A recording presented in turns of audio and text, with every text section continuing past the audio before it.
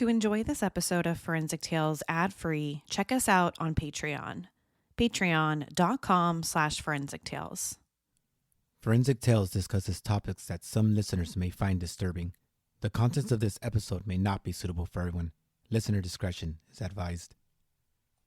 For nearly 40 years, a teenage girl found dead on Valentine's Day along an Arizona highway was known only as Valentine Sally. But now, with advancements in DNA testing and forensic genetic genealogy, she has finally regained her name. This is Forensic Tales, episode number 253, The Story of Valentine Sally.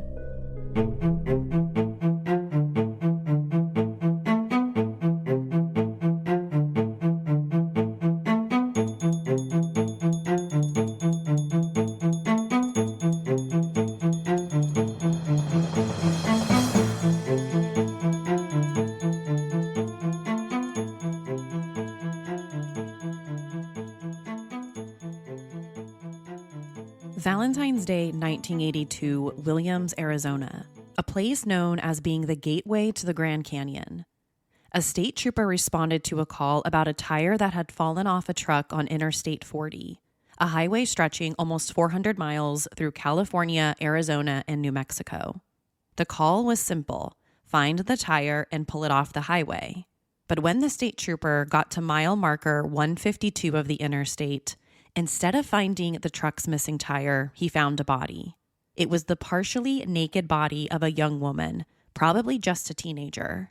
She was lying face down underneath a cedar tree about 25 feet off the interstate. If the trooper hadn't gotten out of his patrol car and started walking in the grass, no one would have probably ever seen her. She wasn't visible from the highway. The case was labeled as a homicide and turned over to the Coconino County Sheriff's Office. But before they could worry about finding the suspect, they would first have to identify her. The scene had very little clues about who she was. She was practically naked. The only thing she had on was a pair of blue jeans with the designer brand label Seasons. Next to her body in the grass were the rest of her clothes: a white sweater with thin red or maroon stripes, a size 36C white bra, and a white handkerchief. But noticeably missing were her shoes and socks, which seemed a little odd because this was a pretty cold time of year in this part of Arizona. So what happened to her shoes? Also strange was that there was some of her belt loops were broken, like someone had used them to drag her body to where it was found. So the authorities wonder, did someone pull over to the side of the interstate, grab her by her blue jeans, drag her to that spot 25 feet away, and just leave her there so that no one would find her? If that was the case, she was probably killed somewhere else and then had her body dragged to this particular location. So we're talking about at least two potential crime scenes here. But who was this young woman? Well, the girl didn't have any identification on her, so the only thing the police had to work with was what she looked like. She was reported as a white female somewhere between 5'4" and 5'5" inches tall, weighed about 120 to 125 pounds, blue eyes, blonde or strawberry blonde hair that was about 9.5 inches long. She had several moles spread across her chest. Her left ear was pierced, but her right ear was missing, so they didn't know if it was pierced or not. And she had a few scars across her body, one on the top of her left foot and another on the back of her thigh. So after the scene was photographed and the evidence was collected, she was sent to the medical examiner's office for an autopsy. And this is what the forensic pathologist found. She showed signs of a lot of decomposition, so she probably died about 2 weeks before her body was discovered. This also meant that she had been exposed to the outside elements for days. Almost her entire face and her right ear had been eaten away by insects and animals. So that was a problem for a few reasons. Number one, her identification was going to be even harder. Besides not having any ID or anything, she was missing most of her face, which made her pretty much unrecognizable. So how is anyone supposed to know who this girl was? Number two, the medical examiner couldn't figure out exactly how she died. She didn't have any obvious injuries or major signs of trauma, so his best guess was that she was probably suffocated. That's sort of the catch-all diagnosis when no other cause of death is obvious, so suffocation it was. He also couldn't determine a specific manner of death. although homicide seemed to be the most likely. It wouldn't make much sense for this person to either naturally or intentionally turned up dead alongside the interstate. Someone must have done this to her. Plus, you had all the other evidence. The torn belt loops, like someone had dragged her off the highway, and all of her clothes found around her. All of that screamed foul play. Not only did the forensic pathologist have a hard time determining a cause or manner of death, but he also couldn't figure out who this girl was. She looked like a teenager, but he couldn't say exactly how old she was. She didn't have an ID or a wallet on her, like I mentioned. Her fingerprints weren't in the system, and there was nothing on her body that identified her. Was she a runaway? Was someone out there looking for her? Did she have any family? No one at the sheriff's office or medical examiner's office knew the answer to any of those questions. However, there was something that stood out from her autopsy: her teeth. At the time, her left lower molar, which is tooth number 19, looked like it had been drilled in preparation for a root canal only about 1 week before she died. She also had a dissolved aspirin in the tooth's cavity, like she had been in a lot of pain when she died. Again, probably in preparation for the root canal. But she died sometime before she was ever able to make it back to the dentist. Other than that, though, the authorities had nothing. No cause or manner of death, no ID, no person responsible for her death, nothing. There wasn't even any evidence of a sexual assault. Despite many of her clothes lying on the ground next to her, the authorities didn't think that she had been sexually assaulted. So within days of her discovery, the girl got her nickname, Valentine Sally. She was discovered on Valentine's Day, and Sally was just a generic name. Her body was kept at the morgue while the authorities waited for someone to come identify her. They thought it could take a few days, even a few weeks, for someone to finally come looking for her. Maybe a family member, maybe a friend would turn up at the police station looking for her, or to report her missing in the first place. And she would no longer be just Valentine Sally. She would have an actual name. But what the police weren't expecting was for that to take decades. Back in the early 1980s, police departments usually had two ways to work these types of John and Jane Doe type cases. One, they could put out a bulletin to other police departments in the area to see if they had a missing person who matched the description. And if they did, they could compare notes and see if they matched. Or number two, they could put out media releases to the public, and maybe someone would come forward looking for their loved one. But in this case, neither one of those tactics seemed to work. No other police department in the area reported anyone matching Valentine Sally's description missing, and none of the pleas to the public worked either. No one came forward saying that this was their loved one. As part of the investigation, Valentine Sally's information was uploaded to the Doe Network, a nonprofit organization of volunteers who work with law enforcement to connect missing person cases with John and Jane Does. And not long after that, the police in Arizona got their first big tip. A Northern Arizona University student called in saying that he thought he had given Valentine Sally a ride on February 2nd, 1982, 12 days before her body was discovered. He said he saw her hitchhiking and gave her a ride, a place about 100 miles away from where her body was found later on. While they were in the car together, she said she was living with some friends in the Phoenix area and worked as a dishwasher. Although she didn't come out and say it, the student said that he thought she was probably a runaway between 16 and 17 years old. She also matched Valentine Sally's description. She was a white female with blonde hair wearing a red and blue or white and blue sweater with jeans. According to the student, she apparently said she needed to get all the way across the country to New Jersey because there was some type of family emergency. She said she planned to get to the Little America truck stop in Flagstaff and then would get a ride with a trucker to the East Coast to meet up with the family. But the girl never said who she was or what her name was. So although this tip seemed good in the beginning, it didn't give the police anything solid to work with. And even to this day, we don't know if that was Valentine Sally or not. Yes, it matched her physical description.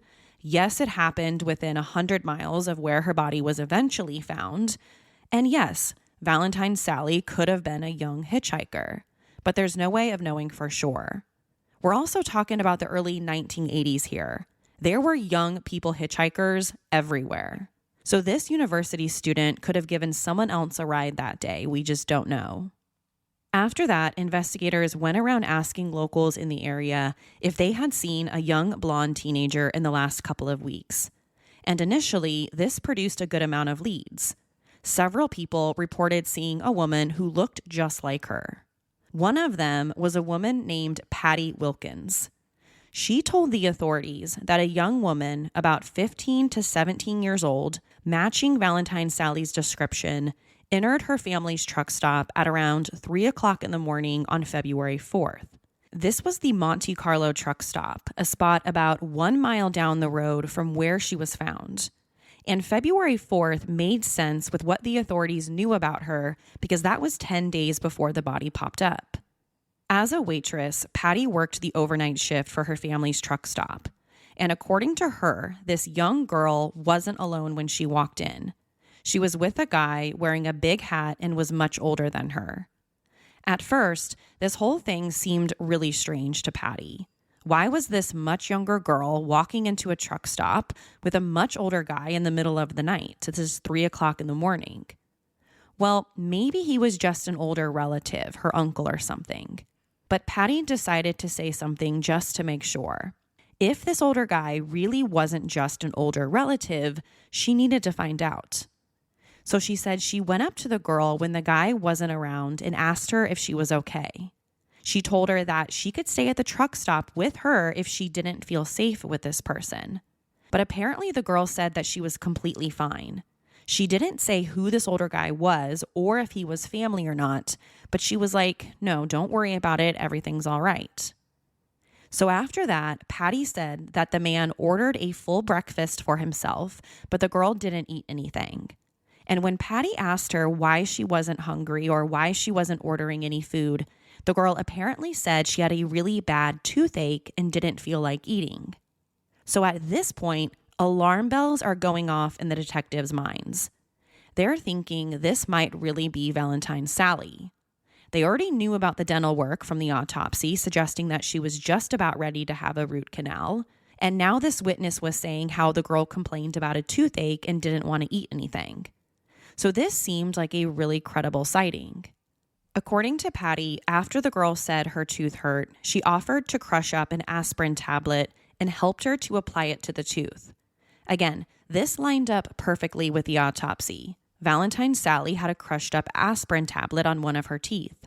So now the police feel really good about this being the same girl. And as far as a timeline went, they thought she was probably killed just a couple of hours after this sighting at the truck stop. But who was this older guy with a big hat that she was with?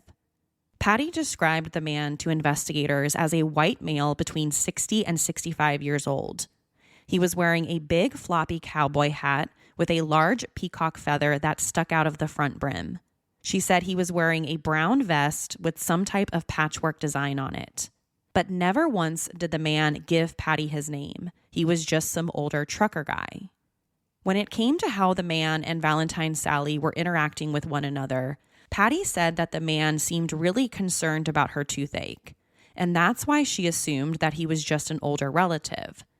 Nothing about how they were interacting with one another seemed off. The only thing was the age difference and that it was 3 o'clock in the morning. At the very least, Patty's story helped investigators piece together a possible timeline. This older man and Valentine Sally were seen at the truck stop around 3 a.m. on February 4th. The truck stop was only about 1 mile away from where her body was discovered, and there was evidence of a ground-up aspirin tablet on one of her teeth. So investigators felt pretty good about the fact that she was likely killed right after being seen at the truck stop on the 4th. But the story also raised other questions, like why would she be trying to travel across the country to New Jersey if she was planning on having a root canal? If Valentine Sally was the same girl who hitchhiked with that college student and was last seen at the truck stop on the 4th, it doesn't seem very likely that someone would try hitchhiking thousands of miles if their tooth hurt as bad as this girl's tooth apparently did. And why didn't she mention anything about her plans to Patty? If Patty went up to her and asked her, "Hey, are you okay?" then why didn't she say she was hitchhiking? Then finally, what was she doing with this older guy at 3 o'clock in the morning? Was this trucker she planned on having take her across the country to see the family, like she might have told the university student, if they're the same person? So the police thought they had a pretty good timeline, but they also had a lot more questions that they needed help answering. A forensic sketch artist was called in to create a sketch of Valentine Sally. The artist used both the photographs taken at the autopsy and Patty's description of her. But it's worth mentioning here that the autopsy photos probably weren't that good. Remember, most of her face had been eaten away by animals. So the best description the forensic sketch artist had was that of the witness at the truck stop. And besides Valentine Sally, the artist also created a sketch of the man with the cowboy hat. The hope was that either sketch could be used to help identify them. So they were put up almost everywhere. Other truck stops in the area, gas stations, along telephone poles, anywhere and everywhere that you could think of. But no credible tips about either one of them came in. No one recognized Valentine Sally, and for a while, some people thought that the older guy could be a serial killer named Royal Russell Long.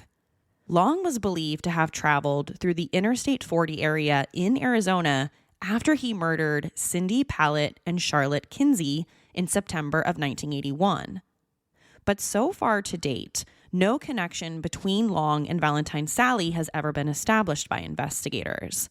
And Long died of a heart attack while in prison in 1993, having never confessed to Valentine Sally's murder.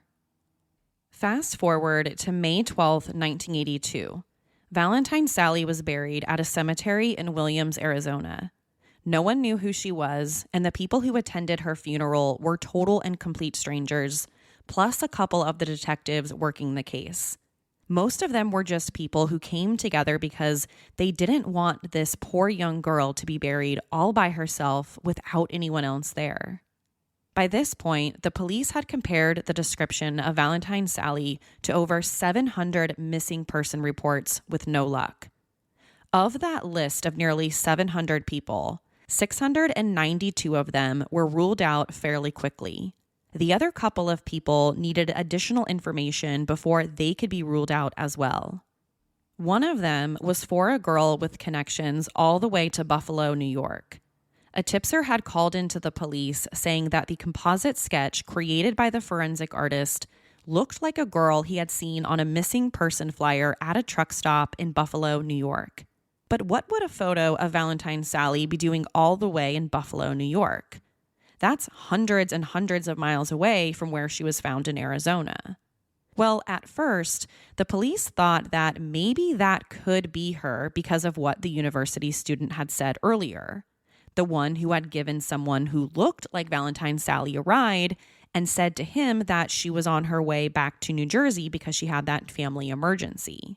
So at least New Jersey and New York are both on the same side of the country. But that girl, that particular girl, was eventually ruled out. It wasn't Valentine Sally. After that, the police kept getting more and more tips. Someone would see a missing person flyer in their area, and investigators in Arizona would get their hopes up thinking that it was their Jane Doe. But one after another, they were crossed off the list. By July of 1984, another missing girl seemed promising. This time, it was Melody Cutlip, who went missing from Florida in 1980. After she ran away from home, her mother reported her missing to the police, but they were never able to find her. So for a while, people thought that Valentine Sally might be Melody. To figure out if they were right, a forensic odontologist from Albuquerque, New Mexico, compared the girls' dental records. They already had an impression of Valentine Sally's teeth from her autopsy, and Melody's mom from Florida provided the police with a copy of her daughter's dental records so that they could be compared. And when the results came back, everyone was stunned. This particular forensic odontologist said that the bite marks from both of the girls were a perfect match. Valentine Sally had to be this missing Melody girl all the way from Florida. She ran away from home, and that's why she was spotted all the way in Arizona 2 years later. Not only did the bite marks appear to match, but Valentine Sally's forensic sketch also matched. It looked almost identical to Melody. Like Valentine Sally, Melody was a blonde-hair, blue-eyed white girl who was 18 years old at the time that she disappeared. She was also around the same height and weight. Promising, right? Well, not so fast. Just as quickly as the forensic odontologist said that Valentine Sally was in fact Melody, detectives in Arizona hopped on a plane to go tell Melody's mom in Florida. But when they sat down with her, she had her doubts that it was really her missing daughter. In particular, she didn't think that the scars on Valentine Sally's body were in fact her daughter's. So she told the police, no, that's definitely not my daughter, and wouldn't even allow them to ship the body to her. It was just her, I guess, mother's intuition saying, no, that's not my daughter. Plus, how reliable is bite mark analysis? It's something that we've talked about in other episodes of the show before.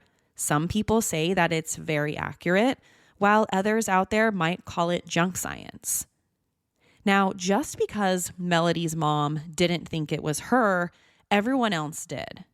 A death certificate was issued for Melody, and Valentine Sally's case was officially closed by Arizona investigators. Patty Wilkins, the waitress from the family truck stop, even helped to raise money for a headstone for Melody, which was engraved with both names, Melody Cutlip and Valentine Sally. That's how confident everyone was with this particular forensic odontologist findings. But here's the reality. Melody, 1,000%, couldn't have been Valentine Sally. Her mother was right all along. That's because in the summer of 1986, the real Melody mailed her mother a letter saying that she was still alive, and she definitely wasn't Valentine Sally from Williams, Arizona. But instead, she had run away from home all those years earlier and was now engaged and working as a traveling salesperson. So whoever was buried with that Valentine Sally and Melody headstone was someone else entirely. Back in Arizona, Valentine Sally's case was reopened. It had to be. They had made the wrong identification because of the forensic odontologist report, but progress in the case continued to be slow. A tip would come in, it would get investigated, and then they would start all over again. There were also several more sketches and facial reconstructions that were done over the years. The first sketch was done just 4 days after she was found. That's the one that we've already talked about. But the National Center for Missing and Exploited Children did their own 2 facial reconstructions made from CT scans years later. Carl Kuppelman, a California-based forensic artist, also made his own reconstruction based on Valentine Sally's CT scans, but no solid identifications came from any of them. Now fast forward again to 2005, over 2 decades later. By 2005, the case was assigned to the Cold Case Squad Unit, a special division of the Coconino County Sheriff's Office. The group was mostly made up of volunteers with some type of law enforcement background or experience. Even some of the original detectives who worked Valentine Sally's case back in the day joined the squad. The group was led by Chuck Jones, Jana White, and Joe Summers. Chuck Jones was a retired FBI agent who really became someone credited for keeping this particular case alive. It's easy for a case like this to be forgotten. It's a Jane Doe. No family members have come forward saying that they're looking for this individual. They don't even have an identity. So it can be easy for people to, unfortunately and sadly, forget about cases like this. But not this one. And that's primarily due to this group of retired and relentless investigators. By 2008, the Coconino County Sheriff's Office secured funding to perform DNA testing in dozens of open murder and unidentified person cases in the area, one of them being Valentine Sally's case. When it came to the county's unsolved homicide cases, They used the money to perform DNA tests to try and identify a suspect. But when it came to John and Jane Doe type cases, the testing was done to try and get an identification. Then, if they had any additional DNA left in the case file, they would then look for a suspect after that. The plan was to get DNA profiles from the unidentified people, including Valentine Sally, and then send them to a university in Texas to be analyzed. From there, they would work with NamUs, the National Missing and Unidentified Persons System, to find a match. Now, while this process worked for a few other cases in the county, it didn't work for Valentine Sally. Her DNA still wasn't in the system. And after that, a few more years went by. In 2013, the Cold Case Squad was back at it again. This time, they took a DNA sample from Valentine Sally's autopsy and uploaded it to the Federal Unidentified Human Remains database. That way, if any of her relatives had submitted DNA, hers could be identified through a family match. But the results weren't what anyone had hoped for. Once again, no DNA in the system matched hers or matched anyone from her family. So it was once again back to a waiting game. By 2018, news about the arrest of Joseph James D'Angelo, aka the Golden State Killer, had spread like wildfire.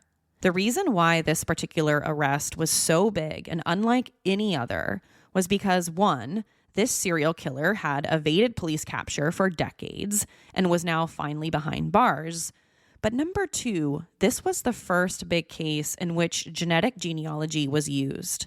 Police in Northern California had taken the once unknown killer's DNA collected from multiple crime scenes and uploaded it to various publicly searchable DNA databases.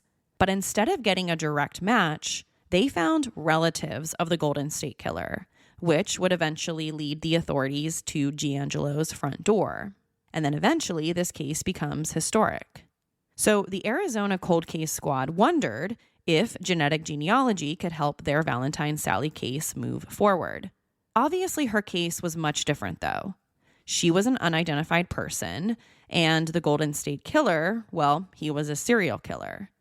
However, the same genetic testing can be done in both of these types of cases. All the authorities need to do is have usable, testable DNA.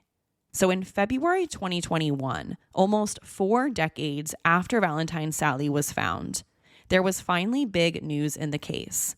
Detectives from Coconino County and the Arizona Department of Public Safety had secured the funding needed to perform genetic genealogy in her case. And here's how they did it. They created another DNA profile from a sample taken from her autopsy. After that, they partnered with world-renowned genealogist Barbara Ray Venter, one of the people who actually helped to identify the Golden State Killer. Then together, they submitted Valentine Sally's DNA to dozens of public databases. Then not long after that, they got something. While searching through these different DNA databases, the authorities found one of Valentine Sally's female cousins. Once they had identified her, they worked backward to create an entire family tree of relatives living in St. Louis, Missouri. And among the people they identified were 6 young girls around the same age as Valentine Sally, who all shared the same biological parents. So presumably, one of these 6 sisters had to be her. One by one, they looked at each girl to see if they could be her. And one by one, all of the sisters were ruled out, except for one. They found a girl in the family who completely vanished from records starting around the year 1979. So she either passed away or went completely off the grid. The girl also had a history of running away, and there were juvenile records belonging to that girl that she had never had expunged. So that's when things clicked for the Cold Case Squad. This girl had to be Valentine Sally, 17-year-old Carolyn Celeste Eaton of Missouri. On February 22nd, 2021, just a few days after the 39th anniversary of the discovery of her body, the Coconino County Sheriff's Office held a press conference to announce the identity of Valentine Sally, Carolyn Eaton. Back around Christmas of 1981, Carolyn ran away from her parents' house in the suburbs of St. Louis. Earlier that night, her parents came home to find her with two guys that they didn't know. So they got into an argument and Carolyn stormed out the front door. Now, this wasn't the first time that she had done something like this. So at first, her parents didn't think too much about it. She would just come home in a couple of days like she usually did. But that's not what happened. This time was different. Carolyn never came back. No one ever saw her or heard from her again, until she was finally identified as being Valentine Sally. After Carolyn left her parents' house in Missouri, the authorities believe she hitchhiked her way to Arizona. But what exactly happened to her after that is a mystery. That's because, to this day, we still don't know what happened to her or who's responsible for her death. Now, here's everything we know about Carolyn Eaton, which unfortunately isn't too much. She was born on October 1st, 1964 in St. Louis, Missouri. Her dad's name was Donald and her mother's name was Isla. He was from Missouri and she was raised in Illinois. Her dad was a war veteran who died in 1979 at the age of only 49, and her mom died many years later in 1997. So neither one of them lived long enough to know what happened to her. And neither knew that the entire state of Arizona was working so hard to identify her. As soon as investigators in Arizona learned about Carolyn, they flew to St. Louis, Missouri to meet with some of her sisters and other relatives. And that's where they officially made the determination that Carolyn really was the girl they had searched for decades. According to an article by Oxygen, as soon as the police told the sisters that they were there to talk about an old missing person case, they asked if it was Carolyn. Her family had no idea that after she stormed out of the house that night all those decades ago, that her body was discovered thousands and thousands of miles away just 2 months later. Uncovering Valentine Sally's true identity is still just the first piece of the puzzle. As of today, the investigation into her murder is still ongoing. We don't know who's responsible or what happened to her. According to investigators in Arizona, they are still actively investigating the case and every lead that they receive about it. But so far, as I sit here to record this episode, no arrests have ever been made. We're also still searching for so many answers. Like, who was that older man that she was seen with at the truck stop right before her murder? He's never been identified. We also don't know if he had anything to do with her death or not. So the authorities are still pursuing information about who that truck driver was. There's also questions about her death.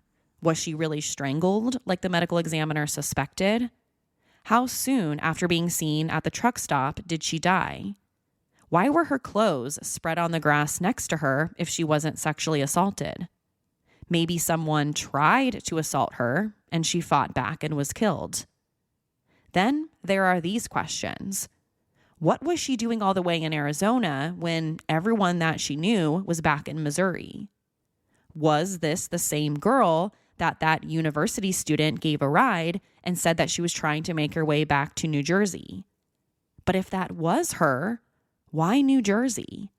Again, all of her family was from Missouri. She didn't have any connections to New Jersey. But maybe all of that was a lie. When Patty Wilkins, the waitress at the truck stop, was told about Valentine Sally's identification, this is what she told reporters. She said she would forever mourn the loss of that pretty young girl that she gave aspirin to nearly 40 years ago. Quote, "Well, I'm going to cry. It's like one of my girls," she told CBS 5 News. "It's only been me and her, but now she's got a family. Isn't that great? It doesn't get any better." End quote. She also told the St. Louis Post-Dispatch that she continues to wonder whether she could have done more to help the girl, saying, quote, "I could have pulled her off that truck. I could have forced her to stay with me. I could have called 911. I could have done a million different things that I didn't do. The only thing I did was help to put aspirin on her tooth." End quote. It is an absolute reminder that hope springs eternal for police investigations and someone with a missing family member. St. Louis County missing persons detective Tom Taylor told the Post-Dispatch. And it shows the investigators kept this case alive over all these years, end quote. Without DNA testing and genetic genealogy, Valentine Sally would still be just a Jane Doe. But thanks to advanced DNA testing and forensics, we can finally give her a name, Carolyn. But this is just the beginning. Now we must work to identify her killer. Can genetic genealogy, the same technology used to identify her, be also used to catch a killer? Carolyn is still buried at Mountain View Cemetery just outside Williams, Arizona. But today, her headstone reads Valentine Sally and Carolyn Eaton. It's unclear whether her body will ever be moved back to Missouri to be closer to her family. To share your thoughts on this week's episode, follow the show on Instagram and Facebook. To find out what I think about the case, sign up to become a patron at patreon.com/forensictales. After each episode, I release a bonus episode sharing my personal thoughts. Don't forget to subscribe to Forensic Tales so you don't miss an episode. We release a new episode every Monday. If you love the show, consider leaving us a positive review. You can also help support the show through Patreon. Thank you so much for joining me this week. Please join me next week. Until then, remember, not all stories have happy endings. Forensic Tales is a Rockefeller audio production. The show is written and produced by me, Courtney Fretwell. For a small monthly contribution, you can help create new compelling cases for the show, help fund research, and assist with production and editing costs. For supporting the show, you'll become one of the first to listen to new ad-free episodes and gain access to exclusive content. To learn more, please visit patreon.com/forensictales. Forensic Tales is a podcast made possible by our Patreon producers: Tony A., Christine B., Sherry A., Michael D., Nicola, Jerry M., Megan G., Ureli, Jerry, Ann F., Carol A., Shannon D., Marianne C., Lois B., Lynn H., Ashley H., Alice B., and Danielle D. If you'd like to become a producer of this show, head over to our Patreon page or send me an email at courtney@forensictales.com. For a complete list of sources used in this episode, please visit forensictales.com. Thank you for listening. I'll see you next week. Until then, remember, not all stories have happy endings.